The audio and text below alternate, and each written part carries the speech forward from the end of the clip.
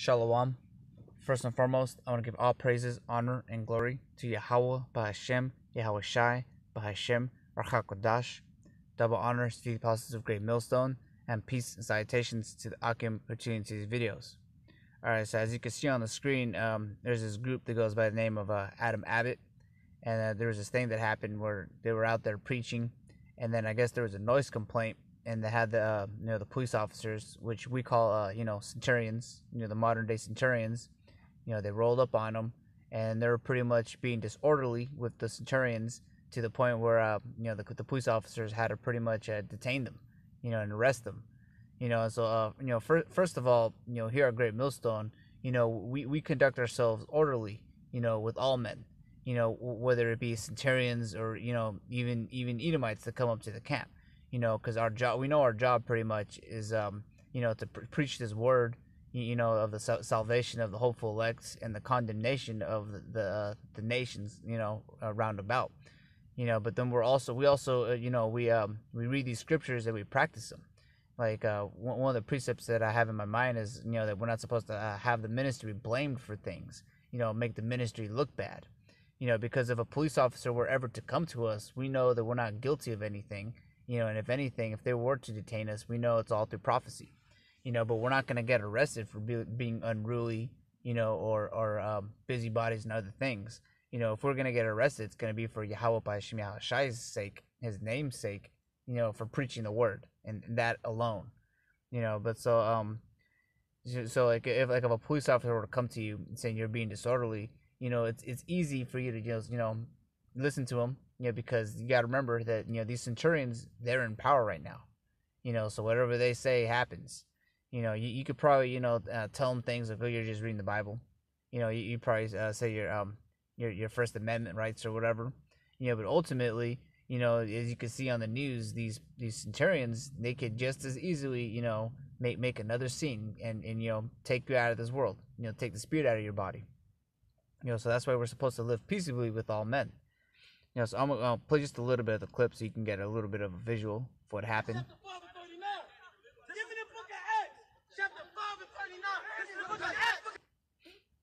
So like, we know that the famine of the word is happening, pretty much as we speak, and is going to come to a point where Esau is going to come down with the sword, but we're not supposed to fear those things because those things are prophecy. Those are the things we're looking for and that we're speaking about. So like, I'm going to read these precepts that I have lined up. And so this is the first precept I have is Romans 12:18. It says, if it be possible, as much as liveth in you, live peaceably with all men. Because if we know our place in this society, this wicked society, we know that we're pretty much, the people who are on the bottom. We know we don't have any power down here, and whatever we say, no one holds it to to like a standard that how they do with the so-called white man, Esau, Edom. Because that's pretty much what we were instructed to do, is pretty much be wise as serpents, harmless as doves. I'll get that precept later on. But another precept I have is John 18, verse 36. It says, Yahweh Shai answered, my kingdom is not of this world.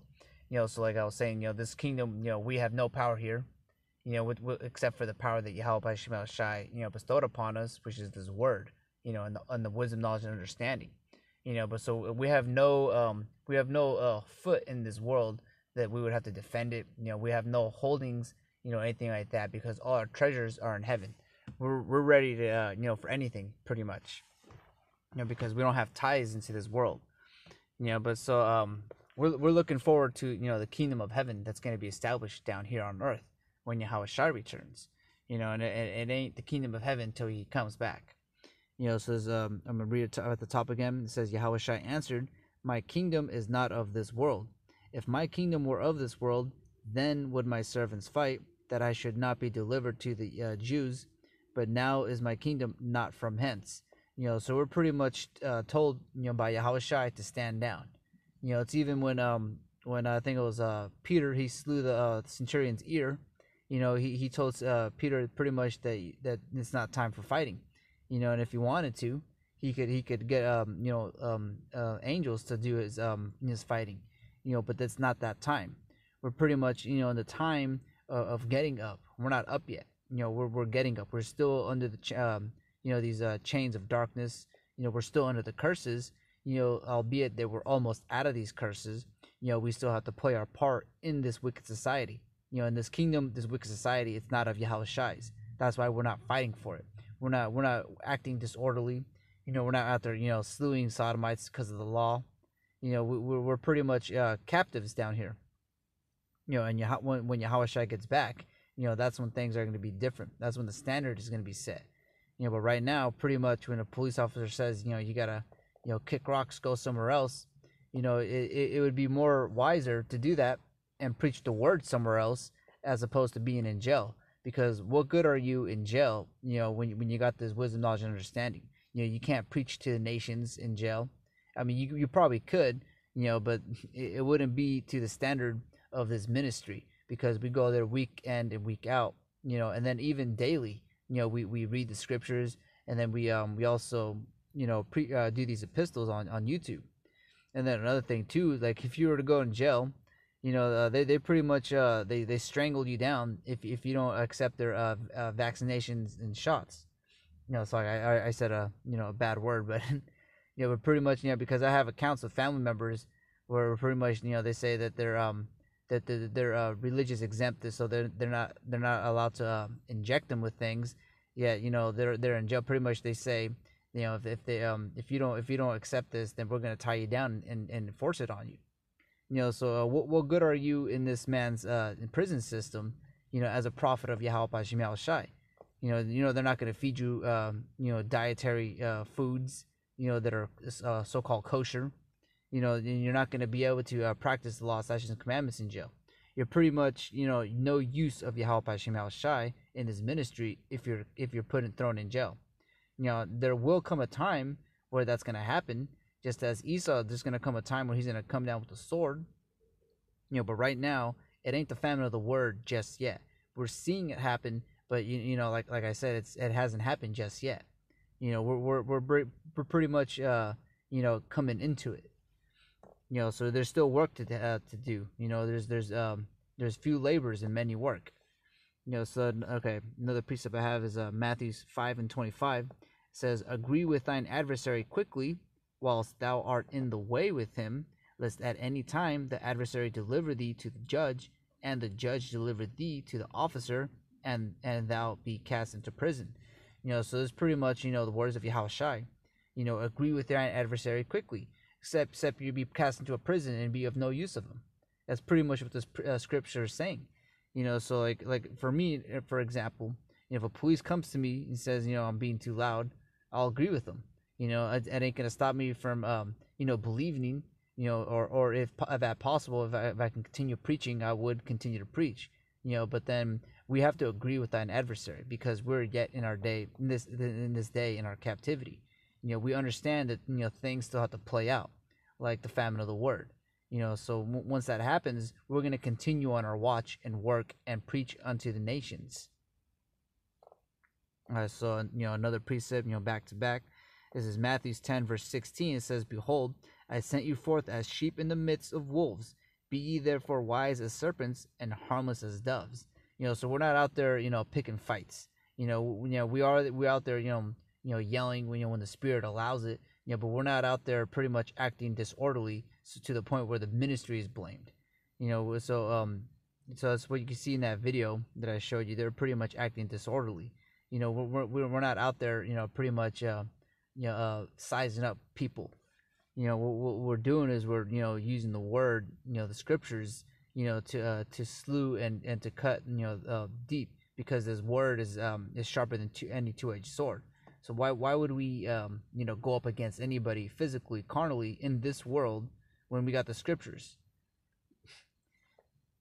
All right, so another precept I have is Proverbs 16:17. It says, "When a man's ways please the Lord, he maketh even his enemies to be at peace with him." And I'm not trying to scoff at Adam Abbott, because I don't really know much about them. Coming into this ministry a few years ago, they were kind of like a new thing, but a lot of those people are pretty much, disorderly, unruly men. They don't, they have a problem with the order that Yahweh Hashem Yahweh Shai has set down here, with the apostles of Great Millstone being on top, and then on down, the members of Great Millstone. So if your ways were to please the Lord, and the angels see everything, from things not seen of man, you would think that if this man, like he was trying to bring out Acts 5, if this was a man, it would come to naught, but if it be of the Most High, it would surely stand. But then you see him, his fruits pretty much, he's getting arrested. What good is he arrested? So I'm gonna read this again. It's Proverbs 16 verse 7. When a man's ways please the Lord, he maketh even his enemies to be at peace with him. So we continue to seek for salvation and repentance in this ministry, in this walk, in this straight and narrow walk. Because we know that the just fall 7 times, but they get back up. But so that's what the Lord is seeking. And that's what pleases the Lord. If we continue to cry unto him day and night for all the abominations down here. That's that mark in Ezekiel 9. And that's what pleases the Lord to the point where it makes the enemies, at peace with you. Because it actually has happened a few times where police officers came to us, and it was really because, it was an unruly person on the outside. They were being unruly, being physical, to the point where police and ambulance would come, but it wouldn't be our fault. Yet it would seem that we were accused of it. Yet, because our ways please the Lord, it makes the enemies, even like the police officer, they pretty much, they already know the business. They know that whoever is out there causing a ruckus, it's them, it's not us. Because we're pretty much, we're fervent in this ministry, and they know that we'll act accordingly when they come. So it'd be a waste of time on their part, to pretty much try to hem us up, arrest us, and interrogate us, because they pretty much already know the story. As our ways please the Lord, and it makes our enemies even at peace with us. All right, so I also wanted to read this in Lamentations 4, and I wanted to start a little bit at the bottom, just to nail down the point, that we're yet in this day in our captivity. Esau, Edom is still above us, and we're on the bottom. We got, servants on horses and kings walking as servants. So this is Lamentations 4, and I'll start at verse 18, just to get the point out real quick. It says, they hunt our steps, that we cannot go in our streets. Our end is near, our days are fulfilled, for our end is come. Our persecutors are swifter than the eagles of the heaven. They pursued us upon the mountains, they laid wait for us in the wilderness. The breath of our nostrils, the anointed of the Lord, was taken in their pits, of whom we said, under his shadow we shall live among the heathen. And it is just another example that we are the real Hebrew Israelites, the so-called blacks, Latinos, and Native Americans, because this has happened before, speaking in Lamentations, of the Babylonian captivity, the Syrian captivity, the Greek and Roman captivity, and now the revitalized Roman captivity. We're going through this again and again and again. And so as verse 21, it says, rejoice and be glad, O daughter of Edom. There goes that daughter of Edom, like how it says in Psalms 137, the daughter of Babylon. It says, that dwellest in the land of Uz, the cup also shall pass through unto thee, thou shalt be drunken and shalt make thyself naked. Pretty much insinuating that they're in power right now, yet there's going to come a time where they're going to be at the bottom. Like the cup is pretty much speaking about the, I forgot the word, but I'll just say like the turmoils, like we're going through them. We're going through the curses right now. We're on the low. We're the meek right now. Yet that cup of being on the bottom is going to be passed to Esau. But right now, we're pretty much seeing the prophecies be fulfilled. There's going to come a time where that's going to happen, and he's going to drink every dregs of it. Double portion of it even. But so verse 22 says, the punishment of thine iniquity is accomplished, O daughter of Zion.